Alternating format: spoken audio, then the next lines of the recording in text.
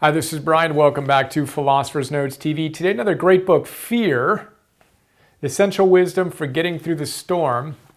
Fear by Thich Nhat Hanh. We've done a couple of other notes on Thich Nhat Hanh's work. The guy's a living saint, as I mentioned in the other episodes. Vietnamese, Buddhist, Zen master. Just an extraordinary teacher. His writing is incredibly clear, concise, inspiring, etc. This book is no exception. Philosopher's Note, bunch of big ideas. Most of my book is underlined, but let's look at these 5 big ideas on how we can navigate the fear in our lives. The first one is breathing. I'm not going to go into a ton of detail here, but as always, every great teacher tells us if we want to deal with our fear, with our anxiety, as it arises, we need to slow down our breathing, become more mindful of our breathing. Thich Nhat Hanh has a great phrase. He says, breathing in, I am aware that I am breathing in. Breathing out, I am aware that I am breathing out. And actually feeling the air coming in as you say that, and then feel the air going out as you say the phrase on the exhale, is an extraordinary way to connect your mind and your body and to dissipate all of the high energy of fear and stress. So remember to breathe often, always throughout your day, but often, particularly when you're feeling stress, in the little moments so that you have the capacity to deal with the bigger ones. That's our first big idea. The second one, interbeing. It's one of my favorite ideas in any book that I've explored. Interbeing. Nhat Hanh challenges us to look at anything in the world and to look deeply at it and to see that it's connected to basically everything. So in the note, I talk about an example of just a simple piece of lettuce. Imagine one leaf of romaine lettuce that you buy at your local grocery store. One leaf of lettuce. Now, if you look deeply into that leaf of lettuce, what you see is not just one piece of lettuce. You see the seed, you see the earth and the minerals in which it grew, you see the sun, you see the rain, you see how all of those things went into creating that leaf of lettuce. And of course, there's a ton of other things that go into it just from a natural perspective. Then if you look deeply, you can see the farmers who grew that and who picked that, and the merchants who sold that, and people who connected the two. The roads that they drove on, the trucks that they had. Who built the roads? Who built the trucks that they drove? Who built the parts that became part of the trucks? Again, when we look deeply, we see the interbeing. And what Nhat Hanh says is the only thing you don't see when you look that deeply is a separate self. You don't see anything that's completely separate from everything else. It's an extraordinary practice. And I mentioned in the note that Patricia Ryan Madsen talks about that same process and says we are given silent gifts.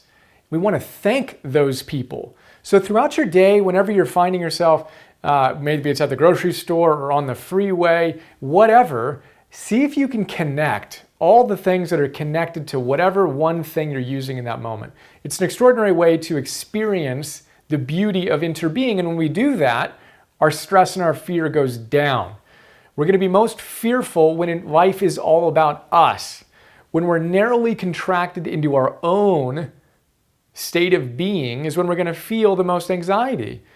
One way to dissipate that is to take the focus off of ourselves. One way to do that is to think about the interconnectedness, the inner being. What a beautiful word. Third big idea, bring it on. So we talk about in the tools the fact that our infinite potential exists on the other side of our fear, and that rather than recoil when we experience fear, we want to lean into it. Nhat Hanh talks about that, and that our big part of our problem is that we're trying to avoid the things that make us feel uncomfortable. If we can acknowledge our fear, breathe into it, see it, feel the pain rather than try to avoid it, then we can do something constructive about it. I didn't put it up here on the board, but he talks about how TV and distraction and movies and constant entertainment is really a way to avoid our fear oftentimes. We have an addiction to distraction because we're unwilling to sit with our fear and then to change our relationship to it such that we see that fear is actually what catalyzes our growth. We can think of bringing it on. as we talked about in the tools episode. Fourth big idea is an idea of a blue sky. He says, even when it's a cloudy day or super foggy, we know that there's a blue sky behind those clouds or above the fog. It's the same thing with our lives. When we're feeling anxious or fearful or regret about the past or whatever other things, angry, might be clouding our good mood, our happiness, we need to remember that the blue sky is always there. The tools guys, to go back to them, say the way to get out of your funk in that ick cloud is to have grateful flow, to burst through the little cloud of despair. Here you are. Here's the sun, and there's the blue sky. And if you want to get out of this ick cloud, one way to burst through it is to have grateful flow, is to do the little inner being practice and to think about all the things you're grateful for in your life and all the people who brought that into your life. It's a big practice. That's our fourth one. The fifth big idea here is 6 words. So when I read a book, I like to underline the positive words. So when I'm reading all these different books, different authors come back to the same phrase or often the same word again and again and again. And I like to underline them, right?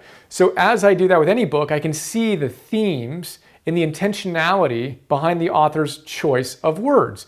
Well, this book, there are 6 words that Nhat Hanh comes back to again and again and again. Those words are, there's really 3 primary words, but let's call them 6. The energy, that's a word I underlined a ton, of mindfulness, underlined, and concentration. The energy of mindfulness and concentration. I don't know how many times Nhat Hanh used that phrase. The energy of mindfulness and concentration. The energy of mindfulness and concentration. The energy of mindfulness and concentration. Tons, dozens and dozens of times. And he uses it throughout the book in different contexts, but one beautiful example he uses is the lotus flower. The lotus flower in the morning is closed. The sun rises, and the energy from the sun penetrates the lotus flower and opens it. And he says it's the same thing with our consciousness. The energy of mindfulness and concentration needs to penetrate our fear and our anxiety and our lower sense of self-consciousness such that we can unfold and open to our highest potential. The energy of mindfulness and concentration. Beautiful idea. And it's not a once in a while thing. It's a consistent practice to maintain concentration and the truth of what we know and refresh that truth consistently day in and day out and throughout our days such that we can open up to our highest potential. Beautiful idea. Remember our blue sky. It's always there behind the clouds, behind the fog. I didn't share the story that I intended to around fog. You remember the story we talked about with Earl Nightingale? The essence of success. Earl Nightingale said, fog that's 7 blocks wide and 100 feet deep, right, is created by water that if you captured it, you can fit into a single glass of water. A tiny, tiny bit of water dissipated creates that fog. He says it's the same thing with our worries.